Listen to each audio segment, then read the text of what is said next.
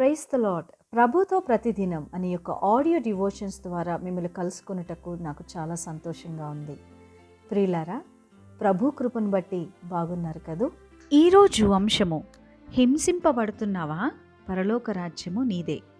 లేఖన భాగము మత్తయి సువార్త 5వ అధ్యాయము 10వ వచనం. నీతి నిమిత్తము హింసింపబడవారు ధన్యులు, పరలోక రాజ్యము వారిది. స్నేహితులారా, యేసు ప్రభువారు కొండ మీద చేసిన ధన్యతల ప్రసంగం ఇది. ఆత్మ విషయమై దీనులైన వారు ధన్యులు, పరలోక రాజ్యము వారిది అంటూ ప్రారంభించి, నీతి నిమిత్తము హింసింపబడువారు ధన్యులు, పరలోక రాజ్యము వారిది అనే అంశంతో ముగించబడింది. అంటే నిజమైన ఆశీర్వాదం లేదా నిజమైన ధన్యత ఏంటంటే పరలోక రాజ్యాన్ని స్వతంత్రించుకోవడమే.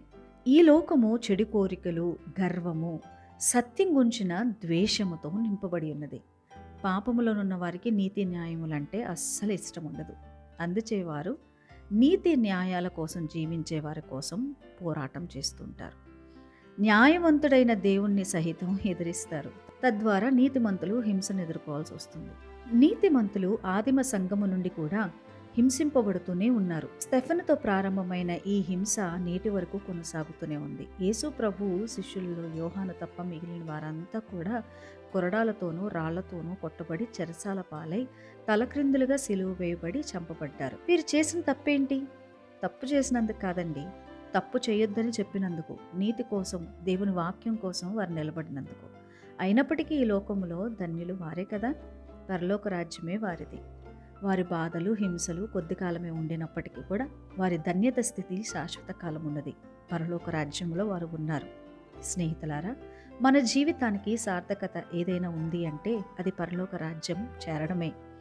ఆ రాజ్యం చేరాలంటే హింసల గుండానే ప్రయాణం చేయాలని ఈ లేఖన భాగం ద్వారా మనం అర్థం చేసుకోగలం. 2 తిమోతిలకు రాసిన పత్రిక 3వ అధ్యాయం 12వ వచనములో, క్రీస్తు యేసునందు సద్భక్తితో బ్రతకనుద్దేశించు వారందరూ హింస పొందుదురు.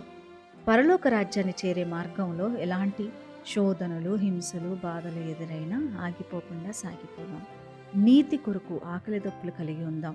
ఈ యొక్క ప్రయాణంలో హింసలు ఎదురైనా బాధపడద్దు. యేసు వైపు చూస్తూ మన విశ్వాస జీవితాన్ని కొనసాగిద్దాం. ధైర్యంగా ఉండండి. పరలోక రాజ్యము మీదే.